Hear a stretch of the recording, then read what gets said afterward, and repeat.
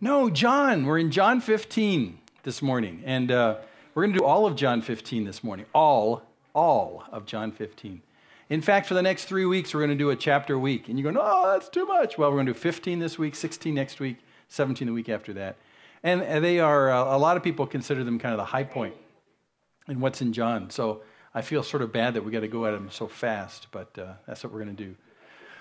Just to give you an idea, this picture right here is present-day Israel if you go down to the area that is the Garden of Gethsemane, which is just off the eastern side of the old city wall. That's the old city wall right there. You're actually down in this gully, and in this gully, it's the Kidron Valley. If you've heard the Kidron Valley talked about in the Bible, that's where that is. And, yes, okay? And so in the Garden of Gethsemane down there is where the next several chapters in John take place. So, so this is the picture today. That wall right there, if you hop over that wall on the other side of that, you see the golden dome of the rock, and you've probably seen that structure. We're so low you can't even see that. That entrance gate right there was built during the Crusades in the 13th century, built during the Crusades, and it was shortly after that walled up by the subsequent Muslim owners, the people who occupied Jerusalem at the time. And that was closed up because they were scared of the legend. And the legend is that when the Messiah of the Jews comes back to Jerusalem, he's going to come through that gate, right there, the one that's walled up. And so the Muslims knew about this, and they decided they would wall it up so that the Messiah couldn't make it through, the stones at the gate. Of course, he could do that in a heartbeat. And that's called the Golden Gate or the Beautiful Gate. That figures pretty prominently when you go to Israel. You'll see that right off the eastern side of that Temple Mount area. Also, interestingly enough, I think I told you this sometime back. Back in the early 80s, there was a crazy semi-AWOL Israeli army soldier who went a little nuts. He stole a tank from his regiment. He drove up the Kidron Valley right here, and he was aiming to go up to this gate and aim and fire his tank gun at it so that the gate would open and the Messiah would come back. No fooling. They intercepted him before he got there, though, because he really thought, because that's how prominent the legend is. He really thought that would happen. All the Messiah needed was someone to get a tank and blow a hole in this entry right here, and Messiah would come back.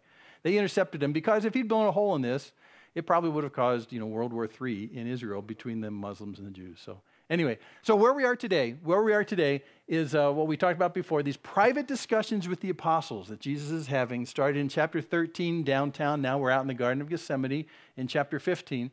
And we'll get to 16 and 17 in the next couple weeks. But it's very late. It's dark. It's night in the Garden of Gethsemane. The Garden of Gethsemane is not just a valley, but it's also a hillside that goes up where you can see Israel from it. And in that hillside, it was perfectly suited for a couple of crops. One of them was olives, and to this very day, those bushes you see there are actually olive trees. And also grapes. Grapes grow on hillsides. And so we think this is why Jesus launched off in John 15 to where he did. So let me make sure you get the context again. Jesus said back here in John 14, if I go and prepare a place for you, I will come again and receive you to myself. So all the discussion from that big bombshell right there, all the discussion past this point, including today, has been Jesus trying to convince them that's okay. I'm going, but I'll come back again. So really his discussion in the end of 14 and in 15 and in 16 and 17 is what goes on between the time that I go and I come again. How do we exist in between that time? And he did some bombshells last week. He'll do some bombshells today. But also just remember this. Put yourself in the apostles' shoes. They're disturbed about the fact that Jesus is leaving. They've spent 3 years following him. They've fallen in love with him. And now he's saying, I'm going. And you can't follow right now. So keep that in the back of your mind, and that's how he starts off into John 15. He's going to talk about in 15 what your relationships are like during that time. Not only your relationships with Jesus, really, while he's gone, yes, but also your relationship with the apostles or the other believers who are followers of Jesus, and also then what your relationship with the world is going to be like. So that's how he's going to break up chapter 15, talking about our relationships while Jesus is physically absent. Okay, so here's how he launches in. He starts off right here. Well, let's start with this picture. It's night, so you can't really see it. So we're going to wind back. We're going to go daytime. There's daytime, okay? Grapes. So there's grapes right there. But the grapes there in the Kidron Valley and going up the side, that's the Mount of Olives that goes up on the side. The grapes right there at this time of year wouldn't look like this because this is early spring. It would look probably more something like this. And if you've grown grapes, you've seen this before in your backyard, where after the growing season, the previous season, and then all the leaves fall off. It's only when the leaves fall off you realize what kind of mess you've got. Then you've just got these billions of suckers and veins and branches, and it's a mess. It's really a mess.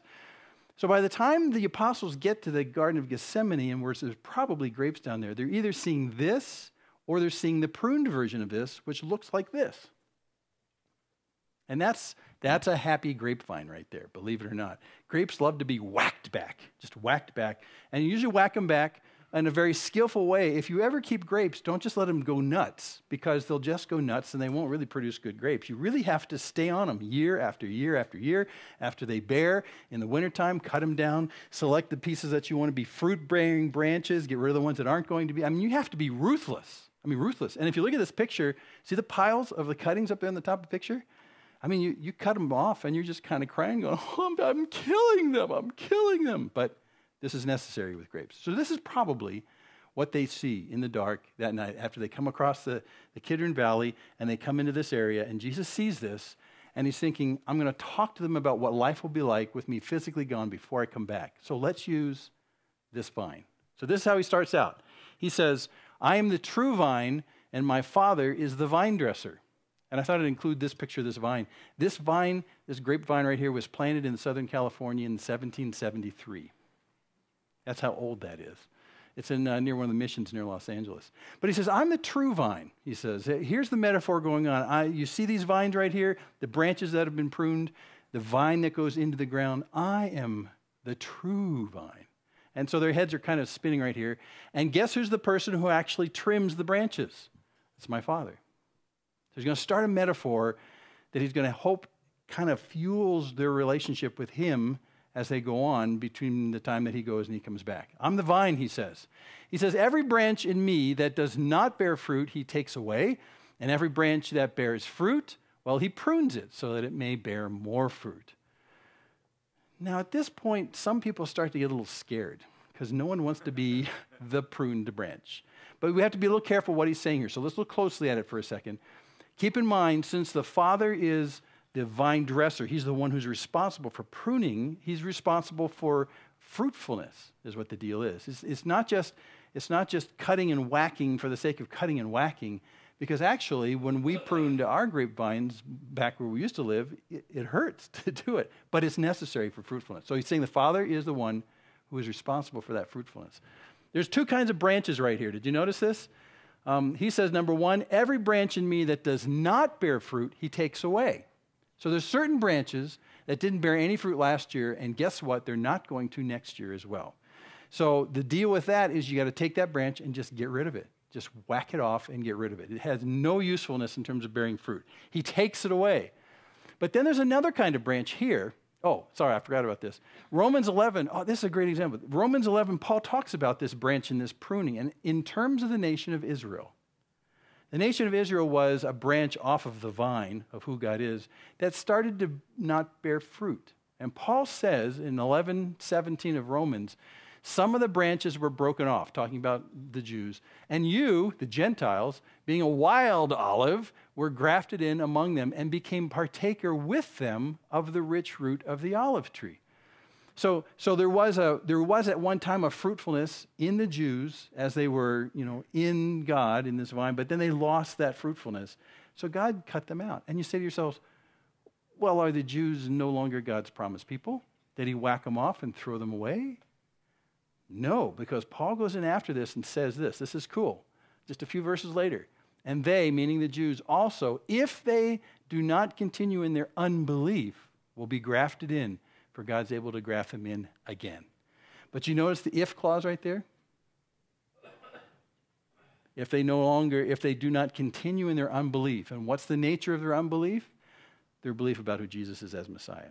So what he's saying is that there's a time coming where although God pruned this one off, he's been holding it in reserves for the time in which the Jews will come back and recognize who Jesus is as Messiah, and they'll be grafted back in. So they're not permanently taken away in that particular sense. And also Paul warns the Gentiles who are reading this letter and says, so don't you get all uppity about the fact that, hey, we're God's promised people now, as the Gentiles and the Jews have been looked past. No, because God, if they turn, will come back and graft them back in. So that's the case that he's talking about right here. And then, okay, here's the other branch he's talking about. Every branch that bears fruit, he prunes it so that it may bear more fruit. These are the happy branches. But branches still don't like to be kind of chopped back. And this is what God does in our lives when we stay connected to him. And we had fruit last year, but he's saying, you know what? We need to channel a little bit better how you're bearing fruit. I can improve how you're bearing fruit by whacking off the stuff that's wasteful in your life. And that's what you do when you actually prune the grapes and you do other fruit trees. You whack off the stuff where the juices from the roots that come up to the trunk and through the vine or the tree, they make it out to the branch where the fruit is, but then there's stuff out there that wastes all that good juice, wastes the exposure of the leaves to the sun. It's not really optimized. God's in the process, believe it or not, of optimizing the fruit in your life by cutting things away from your life that are wasteful. Let that soak in for a second. There's another place where it's said that a father disciplines, their son that they love. You discipline whom you love. This is the disciplining process. This isn't just kind of being a forceful cutter. This is about saying, whether you know it or not, whether you recognize it or not, I need to take this part away so that this part will get that much better. How does this work out in reality? There's many things that we place our love in. Many things. And we're multi-hearted in that sense. And then we place our loves in those things. And many times when you look at those things from first outset, you say, well, there's nothing wrong with that. So I like flying in model airplanes. I never have, but it's on my bucket list. So I like flying model airplanes. There's nothing inherently wrong with that. But if it starts to consume your life, if it starts to consume the resources of life for you, it's really kind of a dead end, if you think about it. These are the dead ends of our heart's devotion that God starts to kind of go like this. The problem is that many times we're so in love with those things, we hold on to them, like with a grasp like this. And instead of ripping them out of our hands, God instead says, let's just get rid of that one because that really doesn't do much for you. It's sort of a dead end. And he convinces me to let go of them. And in place of that, increase my love for him, which does have great fruit. So that's what I'm talking about. So if there's parts of your existence right now that you say, yeah, I think I'm being pruned, it's not because God's saying stop doing that because it's wrong. It's because he's saying I have a much better deal for you. Why don't you focus your attentions and your heart on these things? You'll never regret the fact that I'm pruning this off of you. And I've given this example to you many times. God did that to me when I left electrical engineering. I love transistors, which most people go, that's whacked. But I really love the technology. And at one point, God didn't say that's wrong and sinful. He says, I've got a much better trade, but you're going to have to let me cut that off. Can you let me cut that off? And my argument with him was, no, you can't cut that off because I am fundamentally a transistor lover. That's my core. It's who I am. I love doing things with transistors. I love this. And at the end of that stupid conversation, stupid from my side, God finally said, yeah, but you don't really know the half of who you are. If we cut this off, we'll replace it with something much more fruitful. Will you trust me? And I said, well, okay. And that's why I do what I do now. So there's parts of who we are, again, not necessarily bad and sinful, but God has a much better replacement if you'll let him prune you. That's what this is all about right here, is that fruitfulness. Okay. But he says to them, you're already clean because of the word which I've spoken to you, which is an interesting adjunct to this. What he's saying is that the pruning process is actually a cleansing process. And the cleansing process is done with what? His word. His word. Because of the word which I've spoken to you. So there really is, the pruning process will be God speaking to you about parts of your life, which, it's kind of spinning its wheels. Okay? That's how he does that. You're already clean. So he says, here's what you need to do. Abide in me, and I in you, as the branch cannot bear fruit of itself unless it abides in the vine. so neither can you unless you abide in me. So he carries the analogy a little bit further, something that's like, duh, Captain Obvious, we know this. If you cut off a branch that already has like little grape berries on it, you've seen those? And you cut the branch off, and then you take it into the house, and you stick it on the dining room table, and you wait for it to turn into big, fat, luscious grapes, you're going to be disappointed. Because as soon as you disconnect it from the vine, you're depriving it of everything it needs to be fruitful. And so Jesus is saying, what you need to do is abide in me. And we talked about this word abide before. It's going to come up a lot right here. It's about really determining to stay hooked up, stay connected in this place, right where you are, to build your home here. Stay here. So what he's saying is that all you need to do is stay right here with me. And this is exactly what will happen. It doesn't bear fruit unless it stays connected. So when you see the word abide, think connected in some kind of intimate connection with the vine, who Jesus is.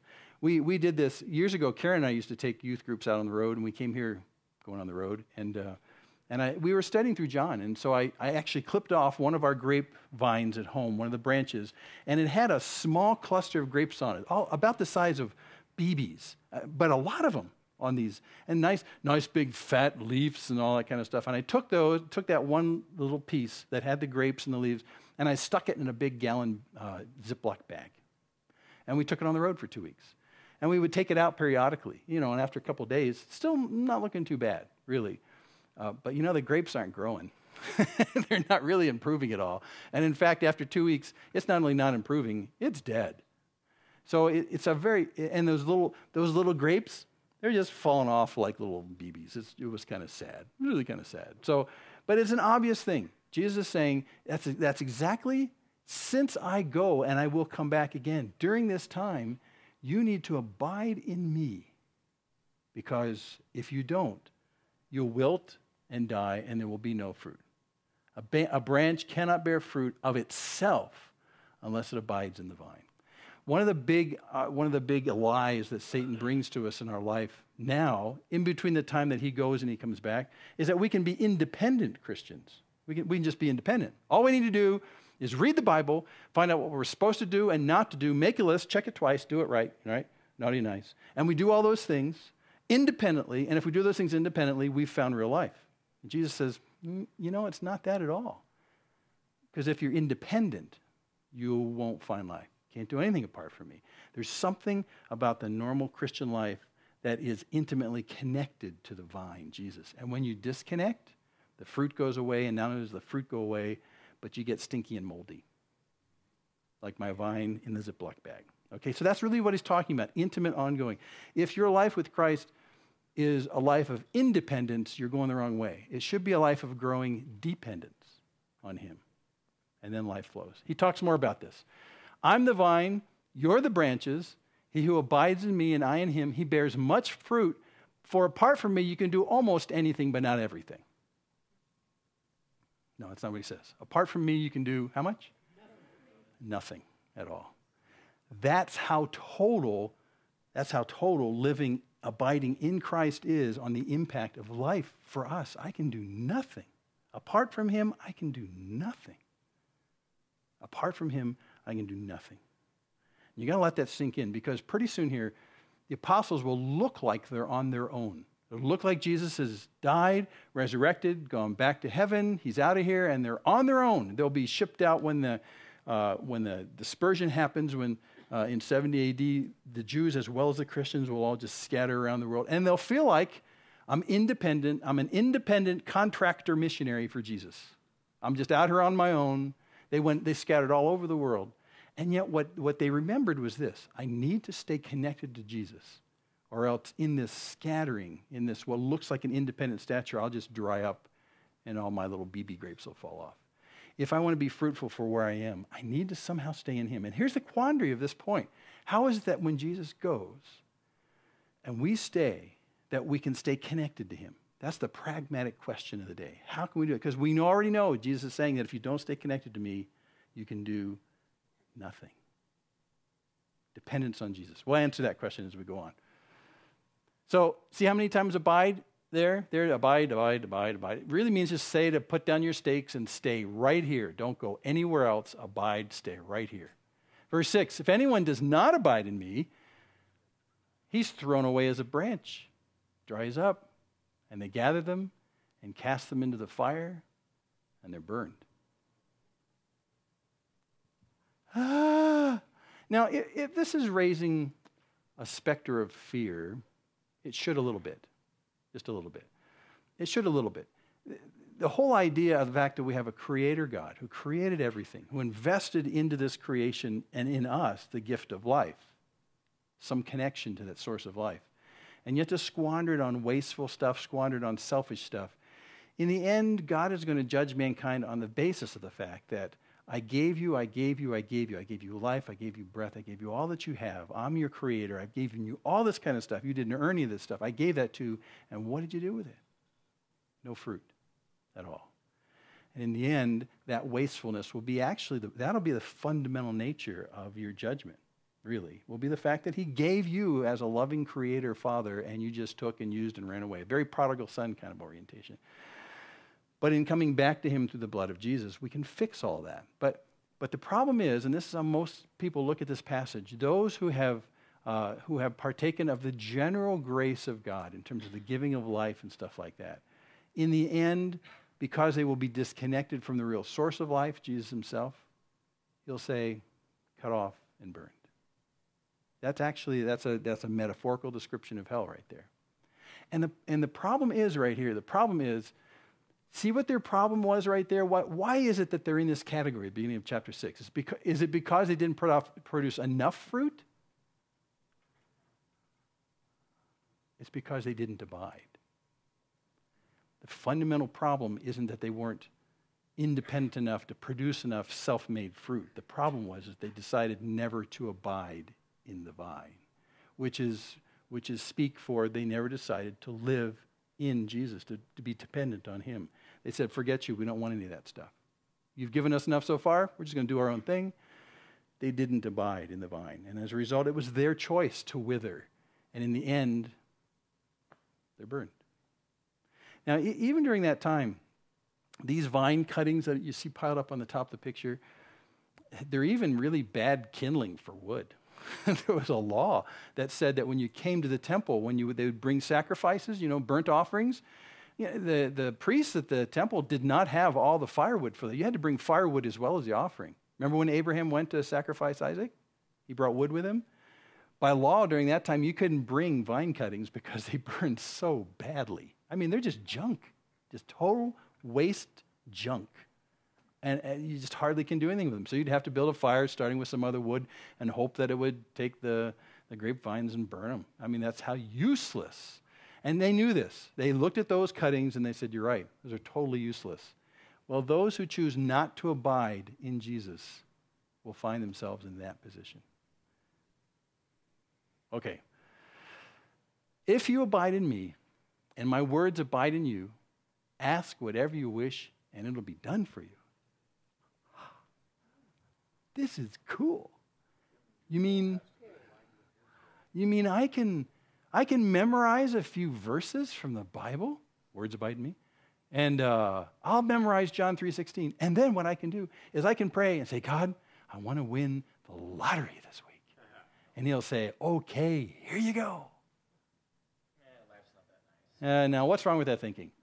Because a lot of people look at this verse that formulaically. Like, here's the formula, just get a little bit of God's word in your mind, and then poof, ask anything you want and he does it for you. Is this cool or what?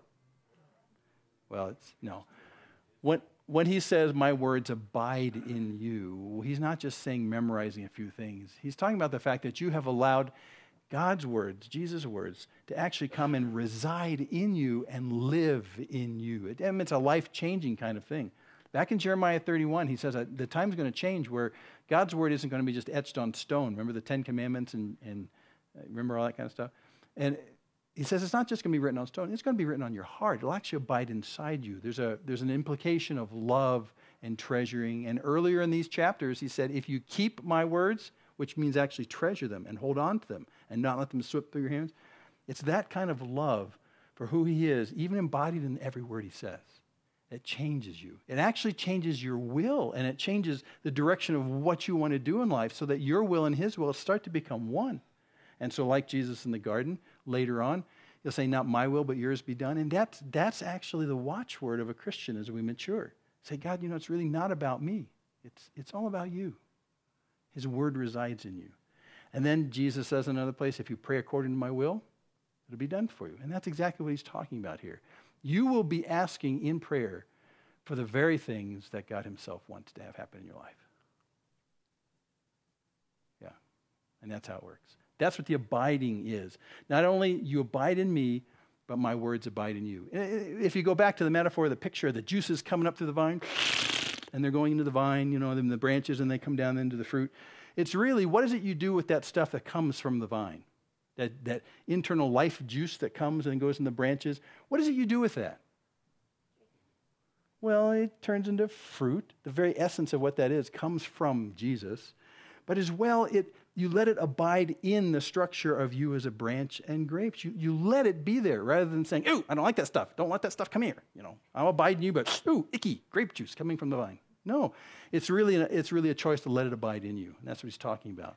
Very much a lot of the lifeblood that comes up through the vine, that comes into the branch you, that makes into your fruit, is his word.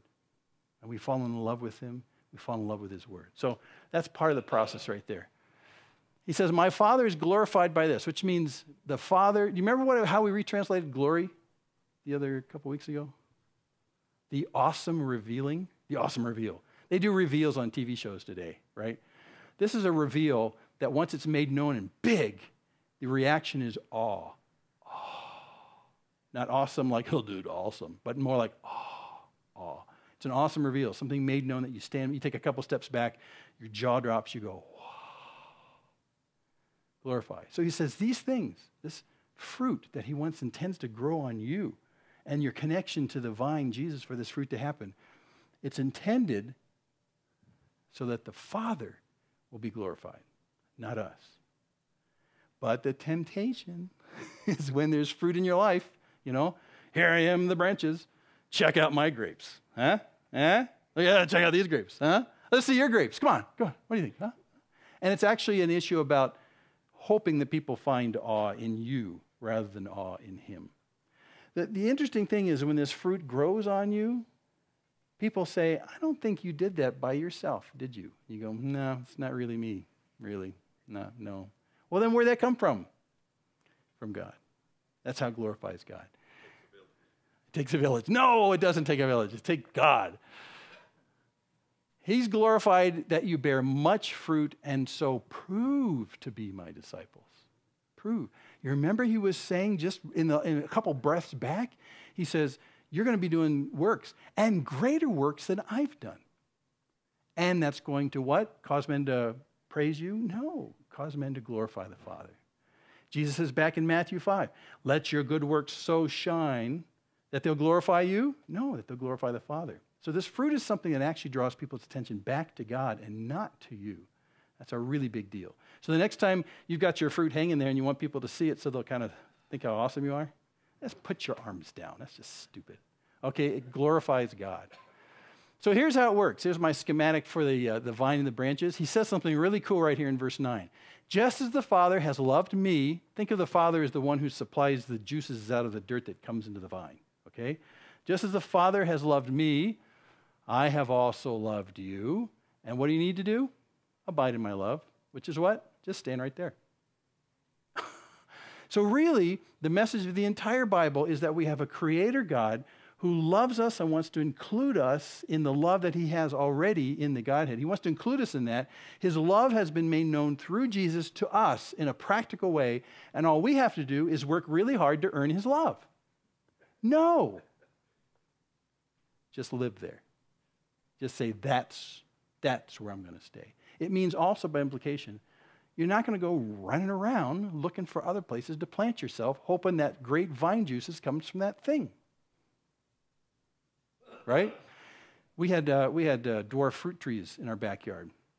And those dwarf fruit trees actually were made on rootstock that was hardy, and they were full-size trees.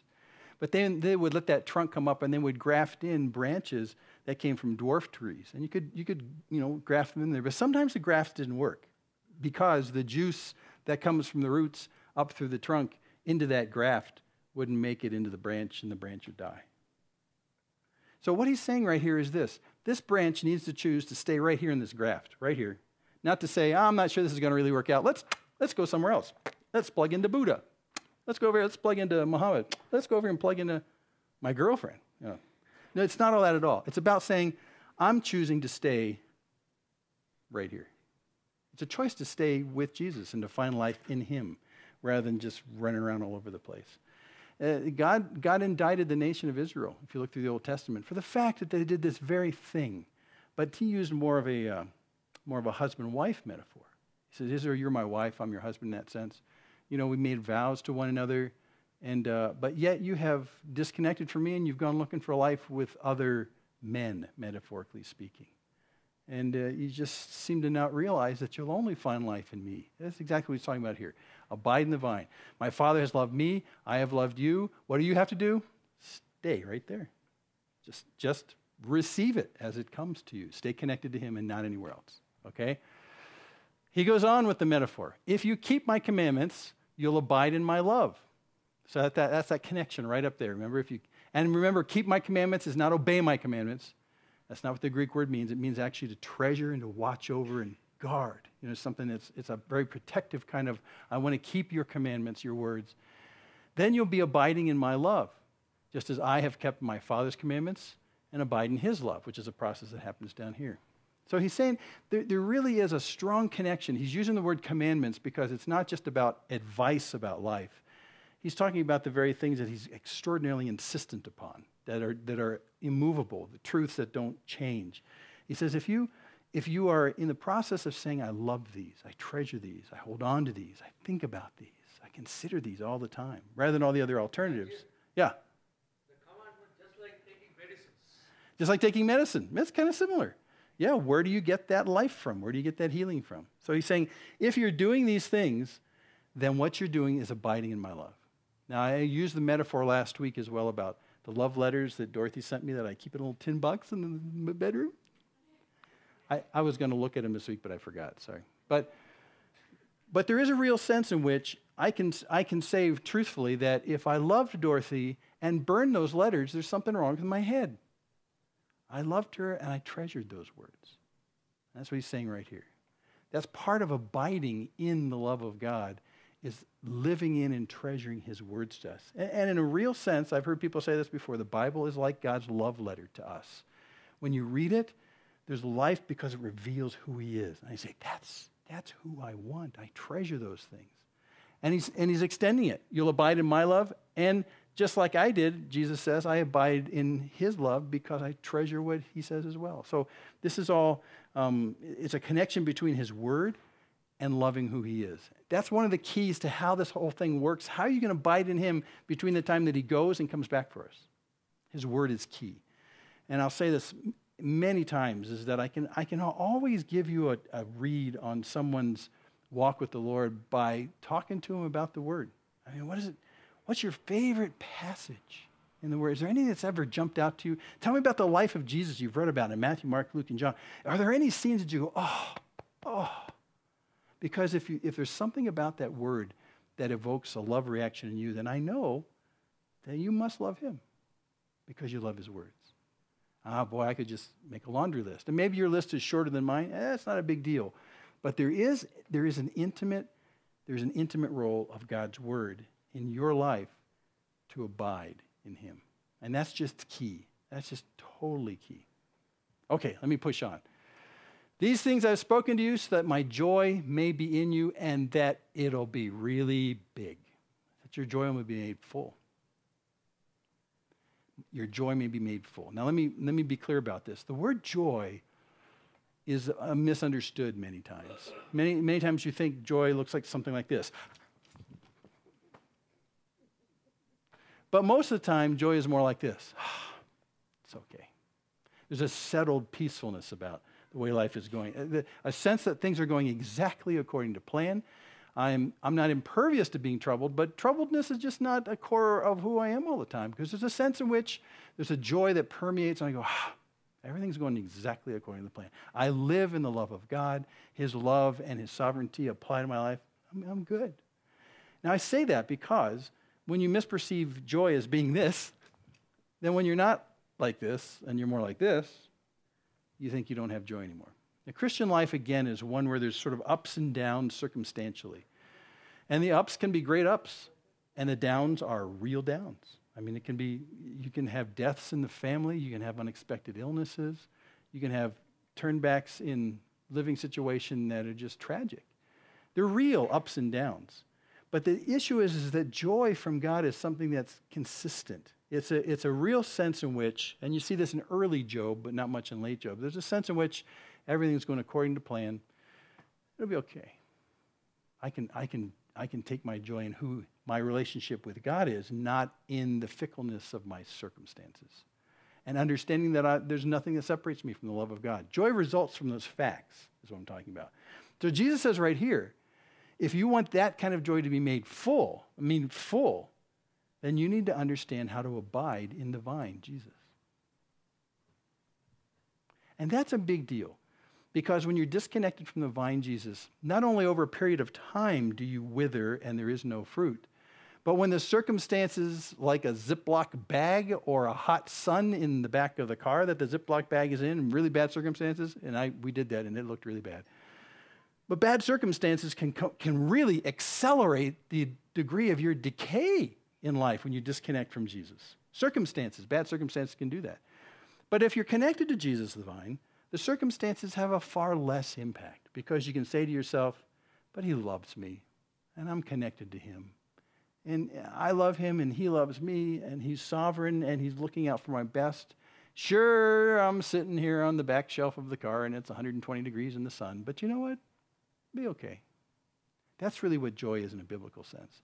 So Jesus is saying to these guys who will very soon be launching out independently across the Western Mediterranean region, Eastern, they'll be launching out all over the place. Very soon, they'll be in some of the most troubling situations that you or I would never, ever choose to be in. Ups and downs and ups and downs. And they can say, yeah, but I'm staying connected to Jesus. And that's the source of my joy. Not the fact that tonight I don't have a bed to sleep on, or running low on food, or people aren't listening to me. The love of God through Jesus. I'm good with that. I'm good with that. And that's what he's talking about here, that your joy may be made full. So before we leave this point right here, let's just say the obvious thing. There really is no source of life outside of our connection with Jesus. And when we have that connection with Jesus, Jesus is saying, and in fact, he's promising right here, I'm doing this so that your joy will be full. Not just sort of big, but as full as it possibly can be with him. So the next time you're tempted to disconnect and go to something else, to look for life someplace else, think about it for a second. But remember what he said right here is this is all designed for your joy to be made at its fullest. Disregard this at your own peril and your own shriveling up and your own little grape berries dropping off your vine. Because in him is life, okay? He said, after Thomas asked, we don't know the way. And he said, Thomas, I am the way and the life. Bingo, ding, ding. So there it is right there. He is the source of life. Don't disconnect. And the opposite of disconnecting is abide. That's what that word is, to stay right there. Okay, we need to push on to finish this chapter. He goes from a relationship with Jesus, which is really about abiding in his love, to how the apostles are supposed to relate to one another. And this is what he says, verse 12. This is my commandment that you love one another. Well, he's actually already said this to them. But just as I've loved you. He just upped the ante right there. And in the next 24 hours, that ante will be upped huge. Because within 24 hours of this, Jesus will die for them. Out of love. Out of love. He loved them to the very end, it says in the beginning of John 13. So he says that. Greater love has no one than this, that one lay down his life for his friends. And then he goes on and says that they are his friends. You're my friends if you do what I command you. No longer do I call you slaves, for the slave doesn't know what his master's doing. But I've called you friends. For all things that I've heard from my Father, I have made known to you. So love each other like I have loved you. By the way, in a moment, I'm going to die for you. That's how much you're going to love one another. And by the way, I'm dying for you not because you're my followers, disciples, slaves, which actually was a very honorable title, by the way, but because you're my friends. Because of my love for you as my friends, I'm going to do this for you. See that? I'm going to die for you. No longer do I call you slaves. Slave, the doulos word that's used right there, it was a very honorable title to be affiliated with someone who was powerful, had resources, and you served their needs. It was actually a great honor. But like today, if you go, let's see, what's a good thing? If you go to a banquet of a very important person, a very authoritative person, and the banquet's got seats for hundreds and hundreds of people, many times they'll have a special sitting area either up near them or on a front table, and there is where you have the honor of sitting if you are their friends. See what I'm saying? This is where the friends are. That's what Jesus is saying right now. You were doulos, you were my servants, and you are, and that's okay, I'm the master, but now you're my friends. You're my friends. No longer do I call you slaves. The slave doesn't know what the master's doing, but I've called you friends. Why? For all things that I have heard from my Father, I've made known to you. So really the distinction between serving Jesus as a servant and serving him as a friend and vice versa is the fact that he's let us in on everything he's doing. He wants us to understand. He wants us to be people who value his goals, his strategies, his tactics, everything he's doing. He wants us to value that as friends. I've let you in on a secret. This is why I'm doing what I'm doing, so I call you my friends. God said this before also back in Psalm. He says, Psalm 32, I will instruct you and teach you in the way you should go. I'm letting you in on why. I will counsel you with an eye upon you. Don't be as a horse or as a mule, which have no understanding, whose trappings include bit and bridle to hold them in check. Otherwise, they won't come near to you. He says, I want you to know what's going on. I want you to move not because I have a bit in your mouth and I pull you to the left or I pull you to the right and you go, okay, left, okay, right. I want you to know. I want you to be a full participant in knowing why I'm doing what I'm doing. So even as someone says, you follow Jesus, but why are you following Jesus? Well, he's told me about the nature of mankind, where people are going, the salvation through his. He's fully informed me. I can tell you, I'm in the whole thing. I'm not just doing this because I'm a slave. I'm doing this because he calls me his friend. He's let me in on the real story. So that's what he's saying right here. This is how you need to love one another as friends. You did not choose me, but I chose you and appointed you that you would go and bear fruit and that your fruit would remain, so that whatever you ask of the Father in my name, he may give it to you. So now he's elevated them from doulos slaves to friends, and not only friends, but friends that he chose you. You didn't choose him. I always thought I chose him. And I think in a way I did. But I know that in eternity, I'll always consider the fact that he's the one that chose me, even though I thought I was in the process somehow. You know what I'm talking about? It's kind of a paradox that he chose me, but I thought I was choosing him. Yeah.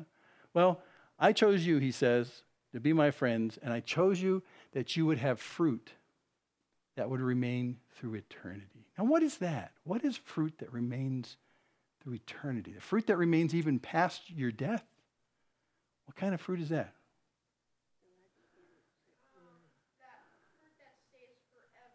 The fruit that stays forever, exactly. And I think the only fruit that stays forever in that particular case is when you tell someone about who Jesus is, and they repent, and they come to him, and they find life in him, and that person then is with you for eternity. That's fruit that lasts forever. The fruit that Jesus wanted the apostles to have and wanted us to have is fruit that basically glorifies God, draws men to himself, and as they're drawn to God, they become part of God's family, and they're in his family forever. That's eternal fruit.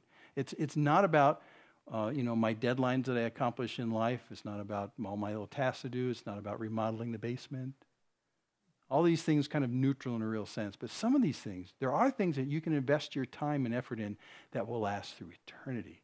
And that's people-oriented.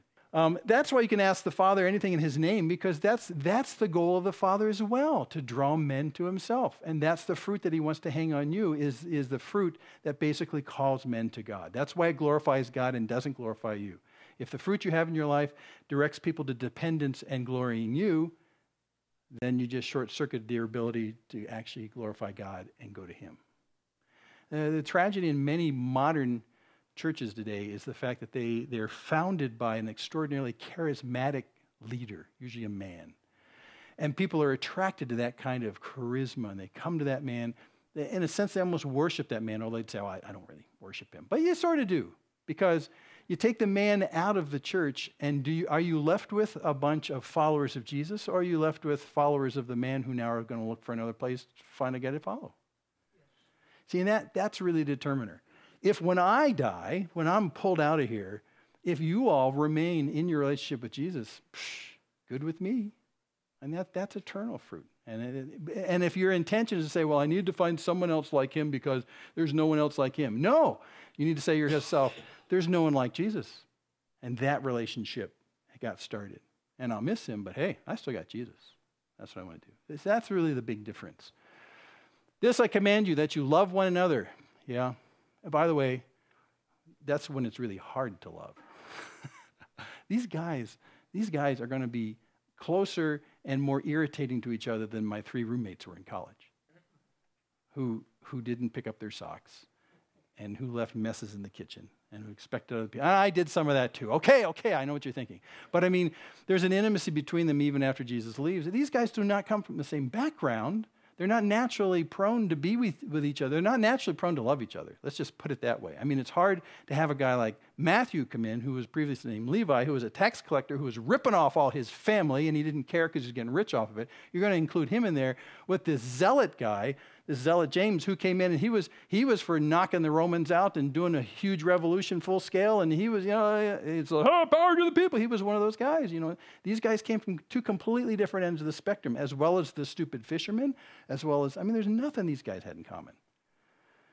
So for them to love one another was a supernatural act. And before you get too crazy thinking about this, for some of us to love one another here is really a supernatural act in many respects. I try not to make eye contact when I say that. There's something about the love of those who know Jesus, the love for one another, that people will look in and go, that's different. That's different. And it's because of his love for us. So that's what he's saying. I want you to love each other. He's going to move on from there to his relationship with the world. Now, before we get to this, we're going to close with this. It's quicker. What do you think their relationship with the world he's going to tell them to do? Because if I was reading the Bible, I'd say, you need to love the world. What do you think he's going to say? Take a stab. Come on. Love Jesus? That's a good thing. Yeah. What are you going to say, Randy? Teach? Be of the world, but not of the world. Teach you Jesus. Relationship with the world. Yeah, carry the word. Be bold. Be strong. I mean, this is why Jim doesn't write the Bible. It's why you don't write the Bible. So now remember, it's the time between I go and I come back. They will be scattered all over the world. They'll be alone for most of that time. What do you say to encourage their hearts during this time before Jesus comes back? Love him with all your heart. That sounds good. It's not what he says. If the world hates you, you know it hated me before it hated you. Oh, well, that's very encouraging. I mean, that's just a bad thing to put in there, but it's a good thing to put in, because very soon they're going to go out, and that's going to be the reception right there. There will be some, and we read about this in Acts, who will respond to who Jesus is. Remarkable stories. Very supernatural stories. Supernatural in the sense that it wasn't a result of the apostles doing something really slick and cool. But they come to Jesus, they follow Jesus, even though it's in the period between I go and I come back, and they've given their lives to Jesus. But the lion's share of their response from the world is going to be hatred. And so he's going to say, listen, if the world hates you, it's only because they hated me before they hated you. And since your fruit points back to me and the love of the Father, if they hated me because of this, they're going to hate you for it too. So get over it. Expect this. This is what's going to happen. It reminds me an awful lot when God calls some of the major prophets like Jeremiah and Ezekiel and Isaiah. He clues them in at the very beginning of his callings to them, in the beginning of those books. And he says, I want you to be a bold spokesman on my behalf. And they go, oh, okay. And then God says, and they won't listen to a word you say. And I should still do this. He's just being realistic with them, saying there are many who will not respond. They just won't respond. But some will. And for those few that will, I'm sending you.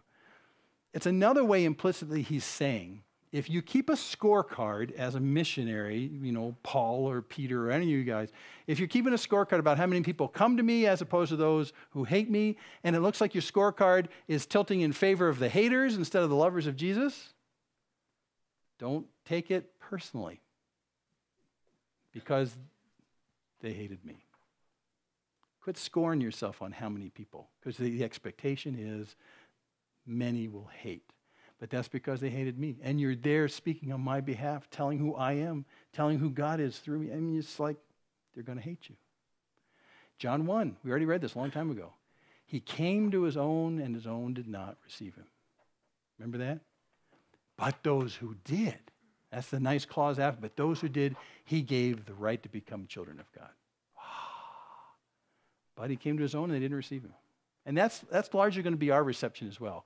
Listen, if you were of the world would love its own. But because you're not of the world, but I chose you out of the world, get all those prepositions? Because of this, the world hates you. Because you're no longer like them. You're no longer of this place anymore. And Jesus says, not only are you not like this, but I called you out of this. You're in the process, this is the word we use, fancy word, sanctification, but you're in the process of being visibly changed and being not part of this place anymore.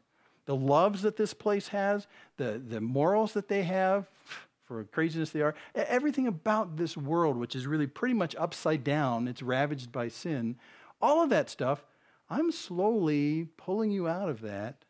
In fact, I pulled you out of that, but physically you're changing. And your affections for that kind of junk are changing. Your predisposition to following that kind of junk. You're realizing that unplugging from Jesus and plugging into other things is really pretty stupid, but other people are doing this all the time. You're not going to be of them anymore. And when they say to you, hey, come on, let's do this. It'll be great. Come on. And you'll say, well, I don't think so. I don't think it is going to be great. In fact, I think it might be pretty stupid. And when you do that, they're suddenly realizing, you're not one of us anymore, are you? Well, no, because I've finally realized that there's Jesus. And that will enrage people. And the fascinating thing is, to this very day, it's been 2,000 years since he said this, to this very day, the mention of Jesus in many people's lives make them angry. Make them angry. Now, that's not just a coincidence. There's something bigger going on behind the scenes than we can see. But besides the fact that they'll get angry at Jesus, they'll get angry that you are his follower. But keep in mind, some will respond. But just don't be surprised. In fact, let me just add this P.S. Many times when we talk about talking to other people about Jesus, we feel like we have to be kind of used car salesmen for Jesus. Like I have to go and talk to this person, I have to make my great case to them, I have to talk about the benefits and all this kind of stuff, and so what do you think? And then if they reject our offer, we feel like we've been rejected. Don't do that. How God moves in the lives of other people has nothing to do with your sales prowess. We do not exist to make people love God. I mean, that even sounds horrible right there. That's our eventual end. But it's not that. It's our job to kind of paint the best picture we can. And if they don't react to the best picture we can paint about who God is, who Jesus is, if they don't react, we've failed. Well, actually, no, because you're swimming upstream. They're just not responding to who Jesus is, and that's their heart. So, okay, let's move on. Remember the word that I said to you, a slave is not greater than his master. If they persecuted me, they'll also persecute you. If they keep my word, they'll keep yours as well, which is, if you keep the words, treasure the words that I gave you, and then you speak them to them, they'll treasure the words that you say as well. But all these things they will do to you for my name's sake, because they do not know the one who sent me. So don't misread this. When you are hated or mistreated or you're not successful in your sales pitch, it's not because you have failed. It's because they do this for Jesus' name's sake. They're doing this against Jesus. They're not doing this against you. If they persecuted him, they'll persecute you. He's the master. You're the servant. If he got treated that way, why do you think you're going to be treated any sweeter? It's not going to be the case. If I had not come and spoken to them, they would not have sinned. But now they have no excuse for their sin. He who hates me hates my Father also. If I had not done among them the works which no one else did, they would not have sinned. But now they have both seen and hated me and my Father as well. What do you mean they didn't have sin?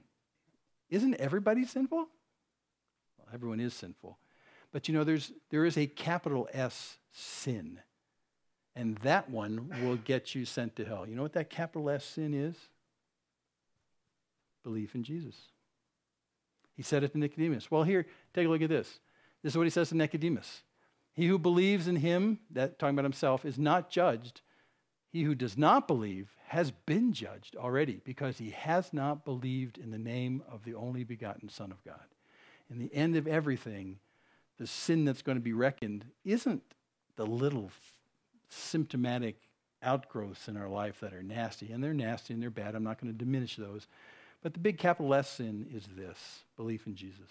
You deny who Jesus is, there's no pounds or tons of good works you can do to reverse that if you continue to say Jesus is not the Son of God. That's the sin. And that's what he's saying right here. I didn't come to judge this time, but everyone who says I'm not who I am, you are already judged. That's the end. That's the end. Because it's all about who I am and your response to that. Another place in Matthew says, while he's up in the Galilee area, woe to you, Chorazin, woe to you, Bethsaida. Those are two towns on the northern tip of Sea of Galilee. For if the miracles had occurred in Tyre and Sidon, which had undergone great judgment from God, if the miracles had occurred there, which occurred in you, they would have repented long ago in sackcloth and ashes. And if the miracles had occurred in Sodom, remember Sodom and Gomorrah, which occurred in you, it would have remained to this day. He's saying, the works that I've done, that serves notice to who I am. And that happened here. And if it had happened in Sodom and Gomorrah, they would have responded. We're going to have to apologize to Sodom and Gomorrah if they don't. But these works testify who I am. It's all about me. It's who I am. Accept who I am, especially the works which I've done, which no one else has done. They testify without a shadow of a doubt who Jesus is. But they've done this to fulfill the word that's written in the law. They hated me without a cause. They hated me without a cause.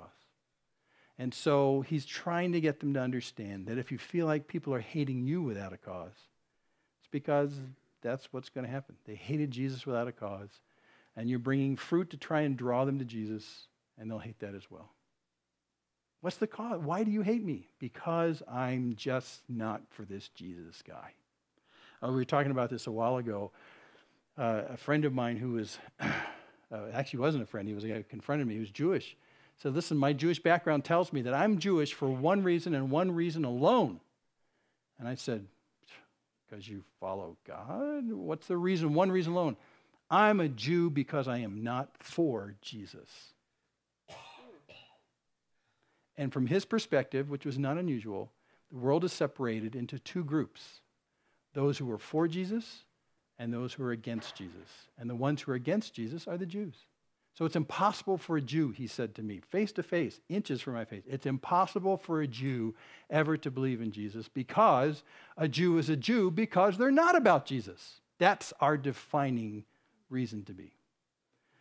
This is a heart that's hardened and stubborn and will not respond. And no matter what you say to a person like that, they are so dead set to be anti-Jesus, they'll hate you without a cause.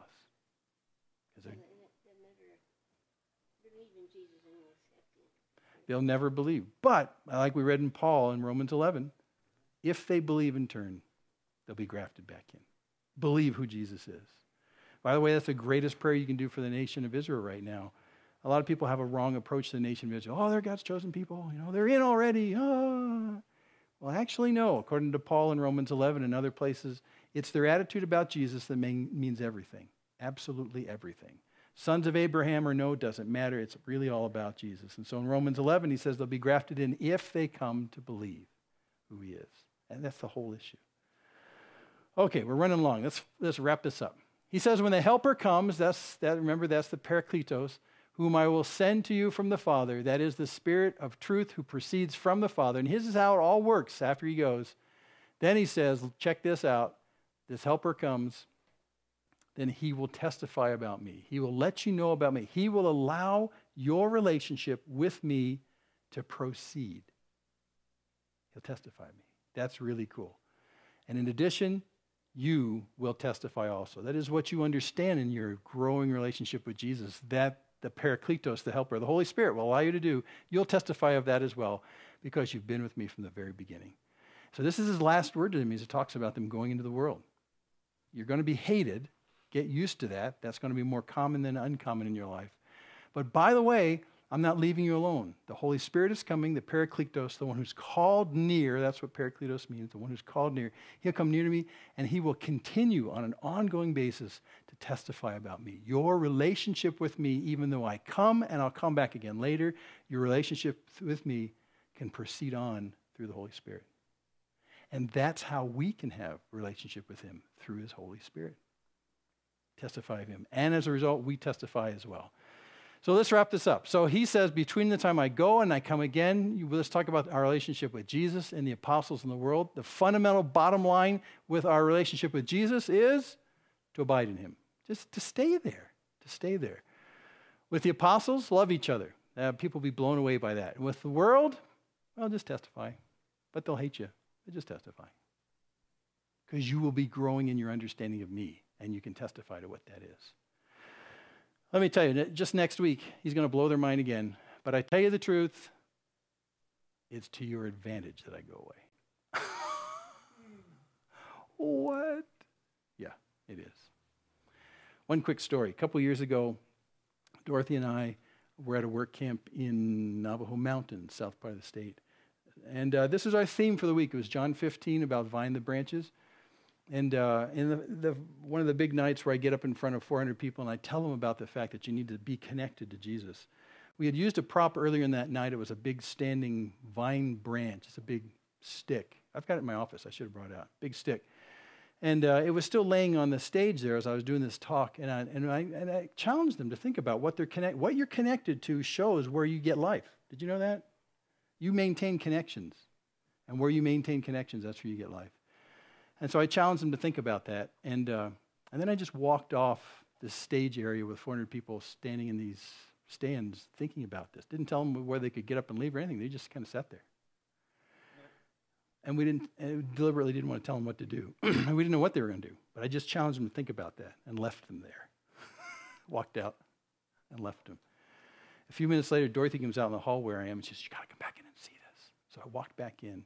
The whole gymnasium is quiet and dark. And we crawled up in the top of the bleachers, and I couldn't believe my eyes.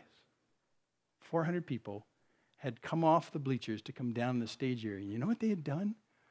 2 people had gotten up just spontaneously, had gotten up and walked across the stage and picked up that stick that earlier we'd used as a metaphor for staying connected to Jesus. And they both grabbed onto it saying, "I'm going to stay connected to Jesus. That's what I'm going to do." 2 people. And then, no one's telling them to do this. A handful more people come down and say, "I get it. I want to stay connected to Jesus too. I'm going to show that by grabbing that stick as well." So now a cluster of people are standing around the stick. Well, you can only put a couple of people around the stick, right? So then other people started flooding out of the stands and figuring, maybe if I just get connected to the people who are touching the stick, that's just like being connected to the stick. So they started to form this gigantic circle of people touching each other who were touching the people who were touching the stick. Well, then the circle was too big, so they had to form another concentric circle. And then another circle formed with people touching people who were touching the stick because they all wanted to show that I want to remain connected to Jesus. I was flabbergasted. I thought, well, where's this going to go? And then they started singing. They just spontaneously. Someone would start a song, and they start singing about Jesus. And then that song would die off because they forgot the second verses. And then someone else, and it'd be quiet for a while. And then they'd start another song. And it was just about, I want to stay connected to Jesus. That's where life is. And they did some songs built to where they were, spontaneous to some big songs. And then it kind of calmed to this resounding, it got big in their songs.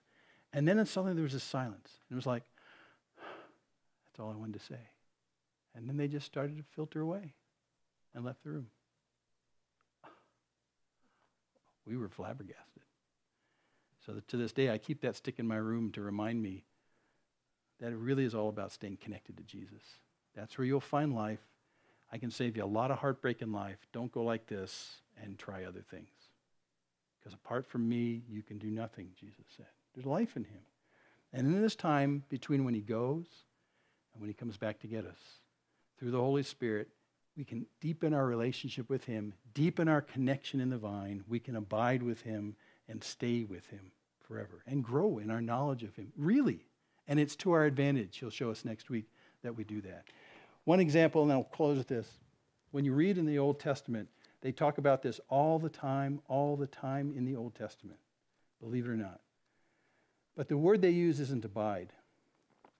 You know what word they use in the Old Testament is? Wait. See if you can hear this abiding in the vine when you hear the words of Psalm 130. He says, I wait for the Lord. My soul does wait. And in his word do I hope. My soul waits for the Lord more than the watchman for the morning, indeed more than the watchman for the morning. O Israel, hope in the Lord, for with the Lord there is loving kindness. With him is abundant redemption, and he will redeem Israel from all of its iniquities. I wait for the Lord. My soul does wait. Abide in him, and you'll find life. Okay, let's quit. Father, this has been long this morning, but our hearts have been filled with your loving kindness for us. Show us how to abide. We're not well skilled at it. But Lord, we are well skilled. We do understand our temptation to disconnect from you and go try other places, sources of life. And Lord, nothing has ever seemed to satisfy, never ever has seemed to provide life for us, like it seemed to promise before we unplugged from you and went those other ways. Save us the heartbreak, O Lord. Train our hearts to wait on you, to abide in you, to continue in you, to treasure and to keep your words close, and to realize that from you and you alone comes life. Thank you for your great loving kindness, for the fullness of joy that you intend for us in this whole process. Continue to call us out of this place and to you, and to change our tastes and our habits and our desires, so that in the end we'll have only one desire, and that desire is you. And you will fulfill that joy in us. So thank you for all you do and say in our lives. We love you. Draw us closer to you, we pray in Jesus' name. Amen.